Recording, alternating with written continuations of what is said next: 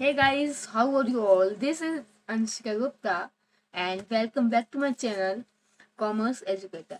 So इस video में बात करेंगे कि इंडियन इकोनॉमिक्स में 40 मार्क्स कैसे स्कोर करना है एंड आपको इंडियन इको का सिलेबस कैसे कंप्लीट करना है। बिकॉज जैसे हमें पता है कि इकोनॉमिक्स का एग्जाम 2 पार्ट्स में डिवाइड होता है। पहला पार्ट हमारा पहला होता है मैक्रो इकोनॉमिक्स का, सेकंड पार्ट होता है हमारा इंडियन इकोनॉमिक्स का।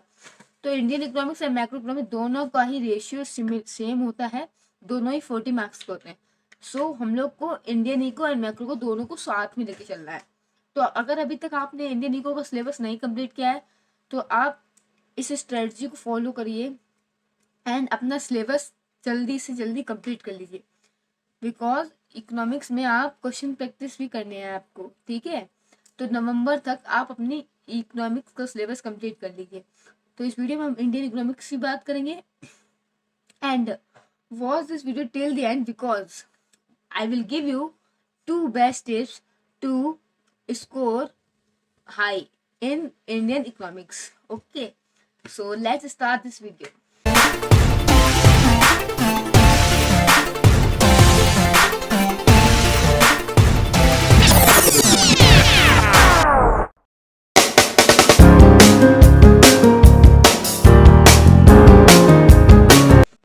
सबसे पहले मैंने क्या किया है कि जो हमारे इम्पोर्टेंट चैप्टर्स होते हैं इंडियन इको के वो मैंने एनालाइज किए हैं। तो सबसे इम्पोर्टेंट चैप्टर हमारा है employment and India China Pakistan का जो कंपेयरिंग वाला चैप्टर है, लास्ट 8 है, 8 वाला चैप्टर एंड एम्प्लॉयमेंट हो गया हमारा। And chapter number 1 Indian on the eve of independence and second chapter हमारा जो है एग्रीकल्चर का है। तो ये 4 चैप्टर्स हैं, ये 4 chapters up to 25 marks cover करते हैं। तो ठीक है, इसलिए आपको ये 4 चैप्टर्स पहले प्रिपेयर करने हैं। कौन कौन से मैं रिवाइज कराती हूँ। पहला हमारा चैप्टर हो जाएगा इंडिया चाइना पाकिस्तान वाला, जो हमारा लास्ट चैप्टर है। फिर उससे लास्ट सेकंड चैप्टर हमारा है एम्प्लॉयमेंट। फिर एग्रीकल्चर चैप्टर है 4 एंड फिर जो चैप्टर नंबर 1 है India on the eve of independence. ठीक है, ये 4 चैप्टर से आप स्टार्टिंग करेंगे। और फिर आपको पढ़ना कैसे है, तो आप कैसे पढ़ेंगे कि आप सपोज दैट चैप्टर नंबर 8 पढ़ रहे हैं इंडिया चाइना पाकिस्तान, तो उसके आप क्या करिए यूट्यूब पर 2 लेक्चर्स देखिए और यूट्यूब पर लेक्चर्स देखने के साथ साथ नोट्स भी बनाते चलिए। ठीक है, क्या करना है, यूट्यूब पर लेक्चर देखते देखते अपने नोट्स साथ में बनाने हैं। जब आपका चैप्टर अच्छे से समझ में आ जाए आपको, फिर आप क्या करिए उस चैप्टर के PYQ सॉल्व कीजिए। इससे क्या होगा, इससे पहली बात तो आपको चैप्टर अच्छे समझ में आ जाएगा। दूसरा क्या होगा, आपको ये पता चलेगा कि आपके एग्जाम्स में क्वेश्चन किस टाइप के आते हैं। ठीक है, एग्जाम्स में क्वेश्चन का पता चलेगा और उससे आपकी क्वेश्चन की प्रैक्टिस भी हो जाएगी। ठीक है, तो इससे थ्री बेनिफिट्स है ना। तो आप पहले चैप्टर का 2 लेक्चर देखिए, फिर उसके साथ नोट्स बनाते चलिए। फिर ऐसे ही हर चैप्टर में करिए। पहले आप इंडिया चाइना पाकिस्तान कर लिया आपने, पहले लेक्चर देखा, फिर नोट्स उसके साथ बनाए एंड देन उसका आपने चैप्टर वाइज PYQs करिए। तो आप इस तरह से आप अपना सिलेबस कंप्लीट कर सकते हैं। ठीक है, पहले 4 चैप्टर्स करिएगा, बाकी 4 चैप्टर्स बाद में करिएगा क्योंकि ये 4 चैप्टर्स आपके लिए बहुत स्कोरिंग है।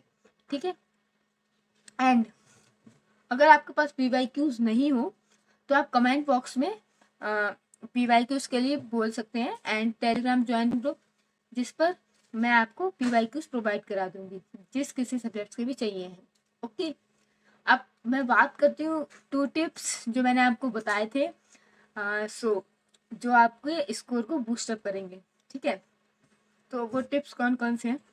पहला तो हमारा है कि जब आप नोट्स बनाएं उसके साथ ही जितनी हमारी पॉलिसीज हैं, रिवॉल्यूशन है, उनकी लिस्ट बनाते हुए चलिए और जिस ईयर में वो रिवॉल्यूशन हुआ है उसका लिखते हुए चलिए। जैसे ग्रीन रिवॉल्यूशन है, वाइट रिवॉल्यूशन है और जैसे वो ग्रेट लियोपार्ड पॉलिसी है।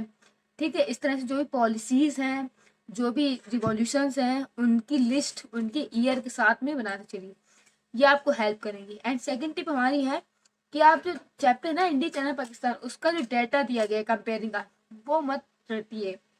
डोंट मक up the data which is given on the last chapter. ठीक है, बिकॉज क्योंकि जो क्वेश्चन आता है हमारा 6 मार्क का उसमें डाटा गिवन होता है, उसके अकॉर्डिंग आपसे क्वेश्चन पूछते हैं, ठीक है। तो ये आपके लिए 2 बेस्ट टिप है, इसको फॉलो करना जरूर।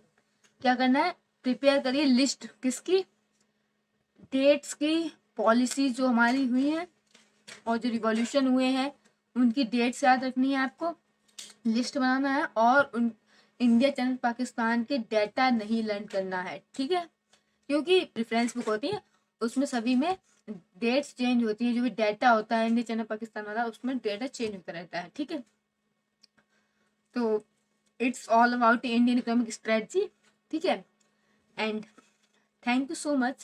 If you find this video helpful, then please subscribe to my channel and hit the like button also and share to others. And watch the next video. Please comment